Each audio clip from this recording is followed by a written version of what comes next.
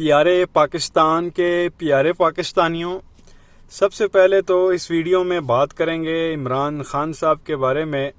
प्यारे पाकिस्तानियों, आप सब लोगों को मुबारक हो जो भी खान साहब को सपोर्ट करते हैं, पीटीआई को सपोर्ट करते हैं। खान साहब की जो है वो आज जो सज़ा थी, जो 3 साल कैद की खान साहब को सज़ा सुनाई गई थी, ये जो तोशा खाना केस था, ये जो घड़ियों वाला ड्रामा बनाया हुआ था, वो आज इस्लामाबाद हाई कोर्ट ने जो है उस 3 साल की सज़ा को जो है आप कह लें कि मुअत्तल कर दिया।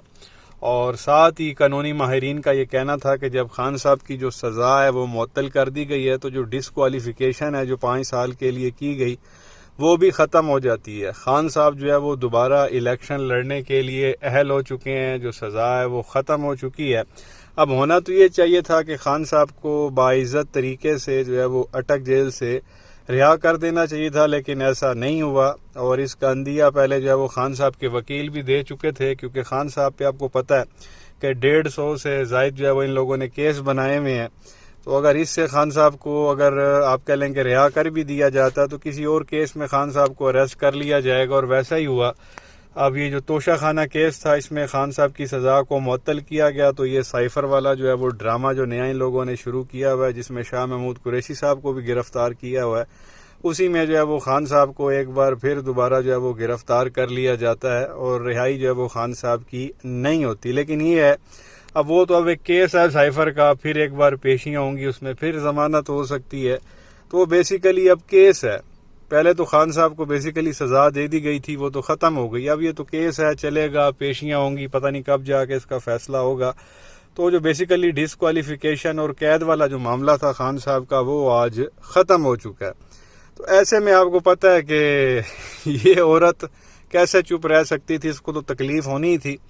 और इसको तकलीफ़ खैर 1 हफ़्ता पहले ही जो है वो शुरू हो गई थी, जब ये मामला सुप्रीम कोर्ट में गया था। और आप कह लें कि चीफ जस्टिस जो है उमर अता बंदयाल, उन्होंने भी अच्छा खासा जो है वो जलील किया था और रिमार्क्स ऐसे दिए थे कि ये तो सज़ा खान साहब की बनती नहीं है। जिस भी जज ने ये खान साहब को सज़ा दी है वो वैसे ही आप कह लें कि उसने बेवकूफ़ाना हरकत की है। काफ़ी ज़्यादा उस फैसले के अंदर जो है वो खामियां थी, और वब से ही अंदाज़ा हो गया था कि खान साहब की जो सज़ा है वो ख़त्म कर दी जाएगी। और हमने भी आपको आप कह लें कि 1 हफ़्ता पहले ही आपको बताना शुरू कर दिया था कि चंद दिनों की बात है, खान साहब जो है वो रिहा हो जाएंगे और जो नहली है या सज़ा है खान साहब की 3 साल की, वो ख़त्म हो जाएगी। और फाइनली आज वो फैसला आ गया। और नानी मरियम ने तब से ही आप कह लें कि ट्वीट्स करना शुरू कर दी थी। ये ट्वीट आपके सामने है 24 अगस्त की, जिसमें नानी ने ट्वीट की और चीफ जस्टिस को जो है वो आड़े हाथों लिया। नानी कहती है कि जी, कानून और इंसाफ के चेहरे को सास और बच्चों की खातिर मस्ख करने पर उमर अता बंदयाल साहब अपने लिए तारीखी बदनामी साथ ले जा रहे हैं। इसका जवाब इनको देना पड़ेगा, या फिर साकिब निसार की तरह दुनिया से मुंह छुपाकर सारी ज़िंदगी गुजारनी पड़ेगी। वो साकिब निसार तो अभी भी सीना चौड़ा करके हर जगह जा रहा है।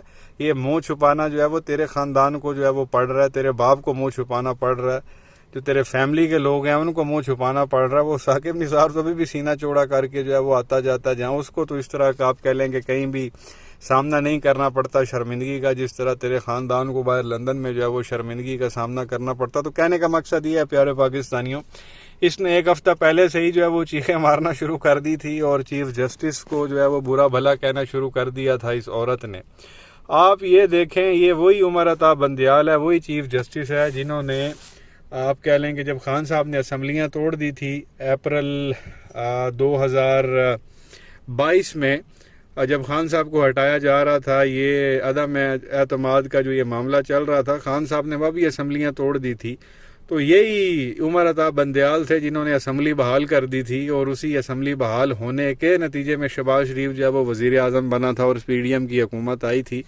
तो उस वक्त जब उसने असम्बलियाँ बहाल की थी तो इन लोगों ने, पटवारियों ने, जियालों ने या फजलुर रहमान के चेलों ने इसी उमर अता बंदयाल को अपने बाप का रुतबा दे दिया था, क्योंकि इनकी असम्बली बहाल हो गई थी, इनकी हुकूमत आ गई थी। अब वही उमर अता बंदयाल है, उसकी वजह से जब वो खान साहब की आप कह लें कि नाअहली ख़त्म हुई और जो सज़ा है वो कलादम हुई, तो अब इन लोगों को जो है वो तकलीफ़ हो रही है और उसकी आप कह लेंगे ज़ातियात पे नानी हमला कर रही है। उमर अता बंदयाल साहब की जो है वो सास की बात कर रही है, उसके बच्चों की बात कर रही है कि जी जो उमर अता बंदयाल की सास और बच्चे हैं वो इमरान खान को सपोर्ट करते हैं और इसी वजह से उमर अता बंदयाल जो है वो ब्लैक मेल हो रहा है, अपने बच्चों की बात मान रहा है और सास की बात मान रहा है। इसको ऐसा नहीं करना चाहिए, अगर ये ऐसा करेगा तो इसका भी हाल वही होगा जो साकिब निसार वाला। साकिब निसार का क्या हाल हुआ, कोई एक फुटेज दिखा दें जहाँ पे साकिब निसार जो है वो जलील हो रहा हो। जगह जगह पे तो तुम लोग जलील हो रहे हो और या वो जज जलील हो रहा है जिसको अब ओहदे से भी हटा दिया गया है और OSD उसको बना दिया गया है, जिसने जो है वो खान साहब को सज़ा दी थी। जलालत तो तुम लोगों के लिए और जलील हो रहे हो, घर से बाहर नहीं निकलते। हर रोज़ लोग वो एवन फील्ड अपार्टमेंट्स के बाहर पहुंचे हुए होते हैं और तुम लोगों को लान तान कर रहे होते हैं और उमर अता बंदयाल को भी किसी ने कुछ नहीं कहना। तो बहरहाल नानी किस वक्त चीखें निकल रही हैं, तो ये कैसे पीछे रह सकती थी। तो फैसला आने के बाद इसने अपना एक जो है वो पटवारी मीडिया पे जाके बिठा दिया, जाके कहानियाँ कर। तो ये सुन लें ये पटवारी क्या फरमा रहा है। ये वही है जिसके बारे में डॉक्टर शहबाज गिल ने कहा था कि ये डेंटोनिक का बंदर है और खान साहब भी इसे मिस्टर डेंटोनिक कहते हैं। तो ये सुन लें ये साहब क्या फरमा रहे हैं, फिर आगे मजीद बात करते हैं।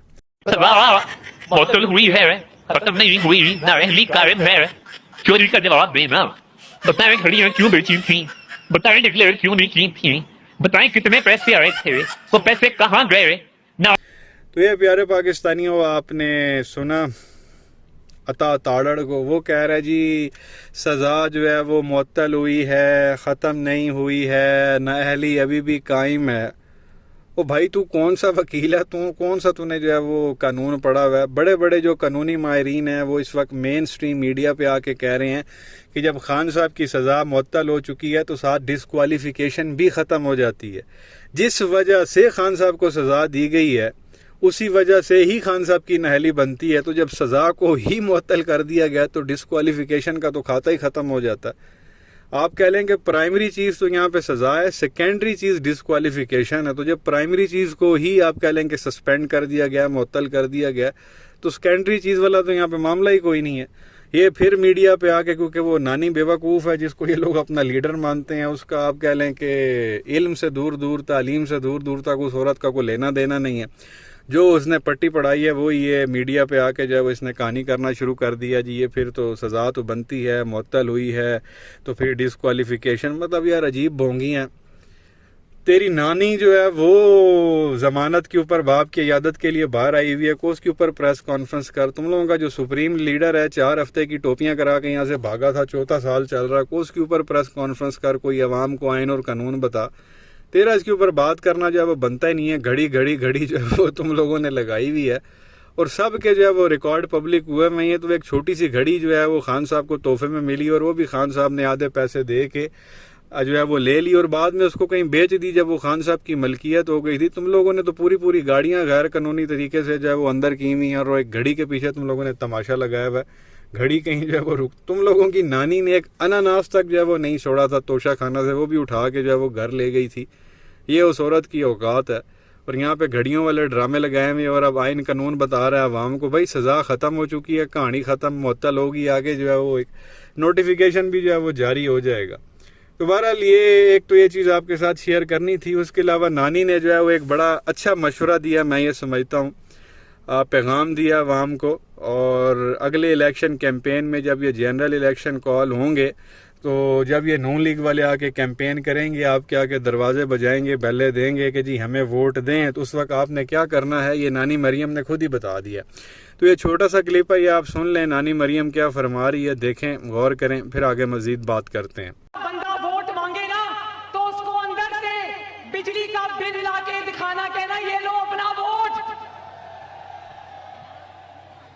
और फिर उसको गैस का बिल लाके दिखाना, कहना ये लो झूठो अपना वोट, फिर उसको पेट्रोल की और डीजल की पर्चियां दिखाना और कहना झूठो बेईमानो ये लो अपना वोट। तो ये प्यारे पाकिस्तानियों, आपने नानी को सुना। नानी ये कह रही है कि जब वोट मांगने आए तो आपने अपने बिजली का बिल जो है ना वो इनके आगे कर देना, ये लो ए है ਤੁਹਾਡਾ वोट। आपने गैस के बिल निकाल के ले आने और उनको कहना ए लो ए जे ਤੁਹਾਡਾ वोट। आपने जो है वो पर्चियाँ निकालनी है, पंप्स की, जब आप पेट्रोल पंप पे जाते हैं तो बिल अगर आप लेते हैं तो अपने पर्चियाँ उनको दिखानी है जो आपसे वोट लेने आएंगे, भाई ये देख लो, ये है तुम लोगों का वोट। और डॉलर के बारे में आप लोगों ने बताना है। ये मतलब इस तरह से ड्रामे करती थी खान साहब की हुकूमत में, बिजली बड़ी, हालांकि उस वक्त खान साहब के दौर में 15 रुपए का यूनिट था, 12 से 15 के दरमियान जो है वो यूनिट पड़ता था, और इन लोगों ने इस तरह के तमाशे लगाए हुए थे।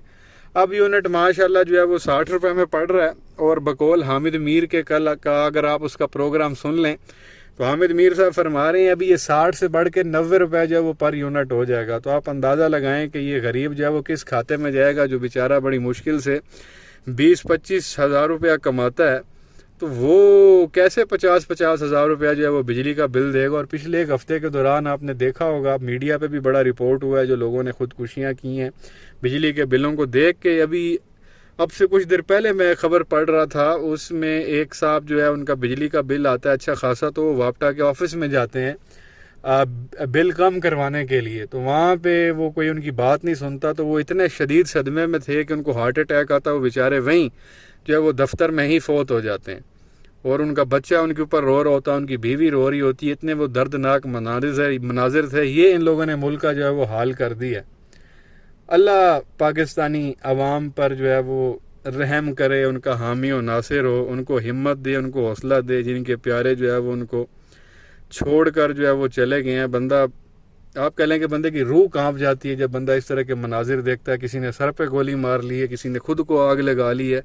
अभी ये 2 दिन पहले की बात आई है, इस्लामाबाद की खन्ना पुल से जो है वो एक ब्रिज से एक बाबा जी ने जो है वो गले में बिल डाला हुआ था, वहाँ से पुल से छलांग लगा दी, उनकी डेथ हो गई।